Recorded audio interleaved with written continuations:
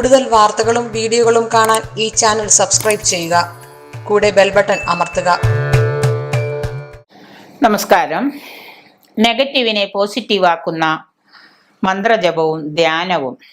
നമ്മളെല്ലാവരും വീടുകളിൽ നാമജപം, ഇപ്പോൾ എല്ലാ വീടുകളിലും നാമജപത്തെക്കാൾ ഉപരിയായിട്ട് ആ സമയത്ത് ടിവിയും എല്ലാം ആണ് ആളുകൾ ഉപയോഗിക്കാറ്. പ്രാർത്ഥന എന്ന് പറഞ്ഞാൽ അമ്പലത്തിൽ പോയി തൊഴുതലും പ്രാർത്ഥിക്കലും മാത്രമാണ് പ്രാർത്ഥന എന്ന് കരുതുന്ന ഒരു കൂട്ടം ആളുകളുമുണ്ട്. നമ്മൾ അമ്പലത്തിൽ പോയില്ലെങ്കിലും ക്ഷേത്ര ദർശനം നടത്താൻ പറ്റിയില്ലെങ്കിൽ പോലും മനസ്സിന് ഒരു പരിശുദ്ധി വരാനാണ് ക്ഷേത്ര ദർശനം നടത്തുന്നത്. ക്ഷേത്രത്തിൽ പോകാൻ സാധിച്ചില്ല എങ്കിൽ പോലും ഈ മാതിരിയുള്ള മഹാമാരി നടക്കുന്ന കൊറോണ സമയത്ത് ക്ഷേത്രത്തിൽ പോയി തൊഴുതു മടങ്ങാൻ സാധിക്കാത്തത് കൊണ്ട് വീട്ടിൽ തന്നെ കുളിച്ച് ശുദ്ധമായി നല്ലൊരു സ്ഥലത്തിരുന്ന്, ഒരു വൃത്തിയുള്ളൊരു സ്ഥലത്തിരുന്ന് മനസ്സും ശരീരവും ശുദ്ധമാക്കി നമ്മള് പ്രാർത്ഥനയ്ക്ക് ഒരുങ്ങുന്നത് ഏറ്റവും നല്ല കാര്യമാണ്. സ്ഥിരമായിട്ട് വീട്ടിലൊരു സ്ഥലം ഒരുക്കി വെച്ച് നിലവിളക്ക് കൊളുത്തി രാവിലെ ആയാലും വൈകുന്നേരം സന്ധ്യാസമയത്തായാലും സന്ധ്യയ്ക്കായാലും ഒരു സ്ഥലത്തിരുന്ന് പ്രാർത്ഥന തന്നെയാണ് മന്ത്രജപവും. ചിലവർ വിചാരിച്ചിട്ടുണ്ട് പ്രാർത്ഥനയും മന്ത്രവും ഒക്കെ വേറെയാണ്. പലരും ചോദിക്കുന്ന നാമജപം എപ്പോഴൊക്കെ ആവാം എന്ന്. നാമജപം എല്ലായ്പ്പോഴും ആവാം. ഭക്ഷണം കഴിക്കുമ്പോൾ പോലും നമുക്ക് മനസ്സുകൊണ്ട് എന്താണ് നാമം ജപിക്കാം, മന്ത്രം ജപിക്കാം. നടക്കുമ്പോഴാവാം, വണ്ടിയിൽ ഇരുന്നിട്ടാവാം. പലപ്പോഴും നമ്മൾ പറഞ്ഞിട്ടുള്ളതാണ്. പ്രാർത്ഥന പോലെ തന്നെയാണ് മന്ത്രജപവും. ഇവ ജപിക്കുന്നത് മൂലം മനസമാധാനവും എല്ലാത്തരം സംഘർഷങ്ങളിൽ നിന്ന്, ഉത്കണ്ഠകളിൽ നിന്ന് മോചനവും ലഭിക്കുന്നു എന്നുള്ളതാണ് സത്യം.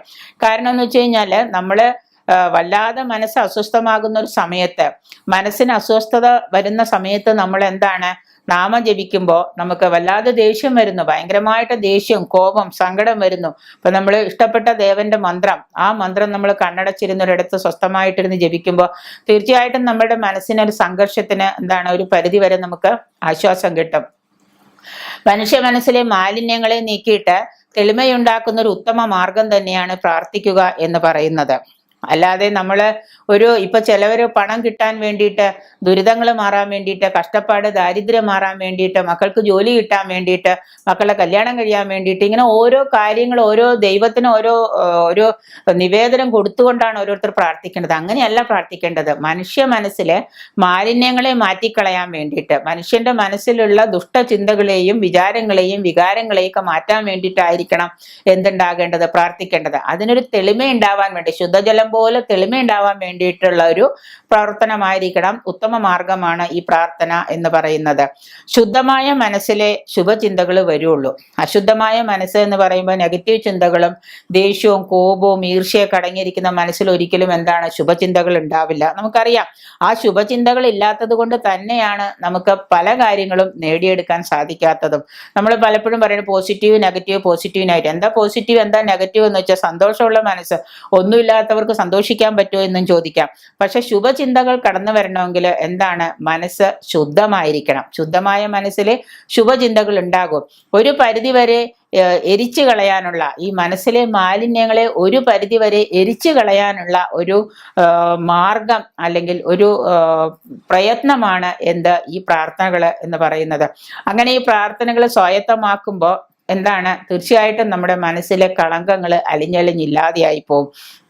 ക്ഷേത്ര ദർശനം, ക്ഷേത്രത്തിൽ പോയിട്ട് നമ്മൾ തൊഴുതു മടങ്ങുക, ഇതൊക്കെ എന്താണ് വിളക്ക് കൊളുത്തുക, ഇതെല്ലാം ഒരു പ്രാർത്ഥനയുടെ ഭാഗമാണ്. അപ്പൊ നമുക്ക് വീട്ടിലിരുന്നും ഈ കാര്യങ്ങൾ നമുക്ക് ഭംഗിയായിട്ട് ചെയ്യാൻ സാധിക്കും. പ്രാർത്ഥന പോലെ തന്നെയാണ് മന്ത്രജപവും. ഉറക്ക പ്രാർത്ഥിക്കാൻ പറ്റുന്നവർക്ക് ഉറക്ക പ്രാർത്ഥിക്കാം, മനസ്സുകൊണ്ട് പ്രാർത്ഥിക്കാൻ പറ്റുന്നവർക്ക് മനസ്സുകൊണ്ട് പ്രാർത്ഥിക്കാം, മന്ത്രങ്ങൾ ജപിക്കാം. എല്ലാത്തരം സംഘർഷങ്ങളിൽ നിന്നും ഉത്കണ്ഠകളിൽ നിന്നും മോചനം ലഭിക്കുന്നത് കൂടാതെ അശുഭകരമായ കാര്യങ്ങളെ നേരിടാൻ മനസ്സിന് ശക്തി ലഭിക്കുന്നു എന്നുള്ളതാണ്. ഒരു പ്രത്യേക വിൽ പവർ, ഒരു പ്രത്യേക എനർജി നമുക്ക് ഉണ്ടാവണമെങ്കിൽ നമ്മളൊന്ന് ആലോചിച്ച് നോക്കുക. എല്ലാ ദിവസവും മന്ത്രജപം അല്ലെങ്കിൽ പ്രാർത്ഥന നടത്തിയാൽ മതി. കൃത്യമായ ഒരു സമയത്ത് എല്ലാ ദിവസവും കൃത്യമായ ഒരു സമയം നിങ്ങൾ വെക്കുക. കൃത്യമായ ഒരു സമയം വെച്ചിട്ട് ആ കൃത്യമായ സമയത്ത് നമ്മളൊരു പ്രാർത്ഥനയോ ഒരു മന്ത്രജപമോ അല്ലെങ്കിൽ ഏതെങ്കിലും ഒരു ഇഷ്ടദേവന്റെ മന്ത്രം, ഒരു 108 1008 ഉരുവോ എന്തെങ്കിലും ജപിക്കാൻ നമ്മളൊരു പ്രതിജ്ഞ എടുക്കുക. അല്ലെങ്കിൽ ഒരു ഗുരുവിൽ നിന്ന് നമ്മൾ ദീക്ഷയായിട്ട് ഒരു മന്ത്രം ഏറ്റുവാങ്ങുക. എന്നിട്ട് കൃത്യമായ ഒരു സമയത്ത് നമ്മൾ ആ മന്ത്രം ജപിക്കാൻ നോക്കുക. തീർച്ചയായിട്ടും നമ്മുടെ മനസ്സിനും ശരീരത്തിനും ഭയങ്കര ഒരു വിൽ പവർ ആയിരിക്കും.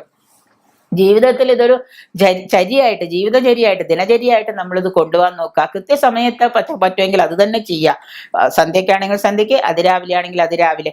നമ്മൾ പറയാറുണ്ട് 21 ദിവസം കൊണ്ട് ഒരു മനുഷ്യന് മാറാൻ പറ്റുമെന്ന്. 21 ദിവസം കൊണ്ട് എങ്ങനെ മാറാൻ പറ്റും? പലരും ചോദിച്ചിട്ടുണ്ട്. നമ്മളിപ്പോൾ ഒരു മന്ത്രമൊക്കെ പറഞ്ഞു പറയും, നിങ്ങൾ 21 ദിവസം ഈ മന്ത്രം ഒന്ന് ജപിച്ചു നോക്കൂ.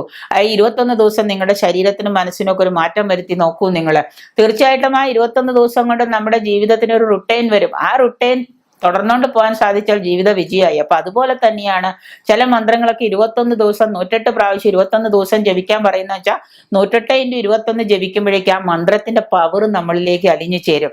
അപ്പൊ അതുകൊണ്ട് തന്നെയാണ് മന്ത്രജപം നമ്മുടെ മനസ്സിലെ മാലിന്യങ്ങളെ കഴുകിക്കളഞ്ഞ് നമുക്കൊരു യഥാശക്തി, ഒരു വിൽ പവർ വന്നു ചേരാനുള്ള ഒരു സാധനം തന്നെയാണ്. അതുകൊണ്ട് തന്നെയാണ് മന്ത്രത്തിനും പ്രാർത്ഥനയ്ക്കൊക്കെ ശക്തിയുണ്ടെന്ന് പറയുന്നത്.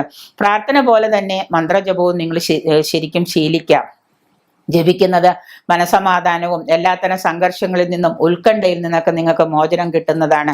അശുഭകരമായ കാര്യങ്ങളെ അത് ഇല്ലാണ്ടാക്കും. ശുഭകരമായ കാര്യങ്ങൾ ചിന്തിക്കാനുള്ള ഒരു വിൽ പവർ ഉണ്ടാവും നമുക്ക്.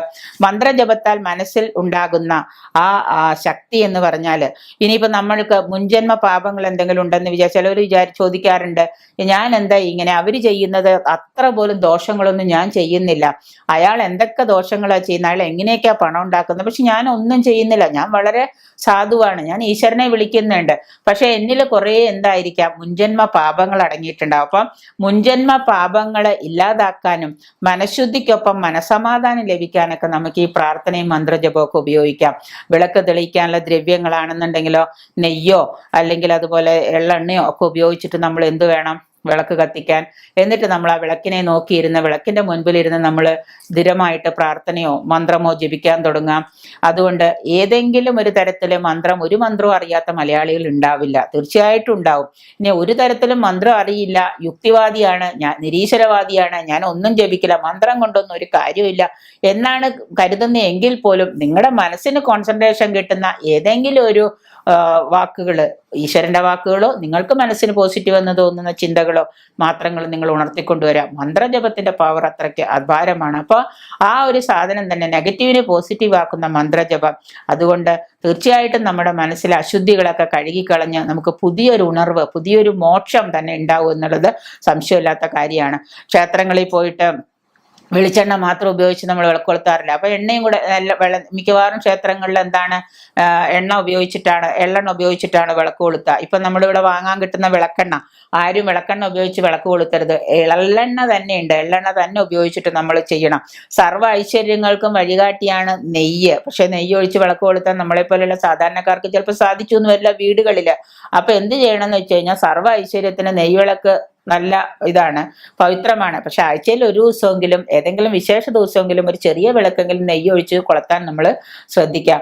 അപ്പോൾ അതുകൊണ്ട് തന്നെ പല കാര്യങ്ങളിലും നമുക്ക് എന്താണ്, പ്രാർത്ഥന മനസ്സിനെ പോസിറ്റീവ് ആക്കുന്നു. ആ പ്രാർത്ഥന പോസിറ്റീവ് ആക്കുന്നതിനോടൊപ്പം തന്നെ നമുക്ക് അപാരമായ ഒരു ശക്തി, ഒരു വിൽ പവറും അതിൽ നിന്ന് നേടാൻ കഴിയും. 21 ദിവസം നിങ്ങളൊന്ന് പ്രാക്ടീസ് ചെയ്ത് നോക്കുക. ഇനി നിങ്ങൾക്ക് ഒരു മന്ത്രം അറിയില്ല എന്നുണ്ടെങ്കിൽ ഏതെങ്കിലും ഗുരുവിനെ വിളിച്ചിട്ട് ഏതെങ്കിലും ഒരു നല്ല മന്ത്രം ചോദിക്കുക. അല്ലെന്നുണ്ടെങ്കിൽ ഏതെങ്കിലും നമ്മൾ സ്ഥിരമായിട്ട് സാധാരണ ഉപയോഗിക്കുന്ന ഏതെങ്കിലും നാമജപങ്ങൾ നിങ്ങൾ ഉപയോഗിക്കുക. ആ നാമജപങ്ങൾ കാണാതെ പഠിച്ച് അത് സ്ഥിരമായിട്ട് നിങ്ങൾ ഒരു ത്രിസന്ധ്യാ സമയത്ത് ഉപയോഗിക്കാൻ നോക്കുക. ഒരുപാട് മാറ്റങ്ങൾ നിങ്ങളുടെ ജീവിതത്തിൽ ഉണ്ടാവാൻ തുടങ്ങും. അതിനെ നമ്മൾ ശരീരത്തെയും മനസ്സിനെയും പ്രാവർത്തികമാക്കി എടുക്കുക എന്നുള്ളതാണ് ബുദ്ധിമുട്ട്.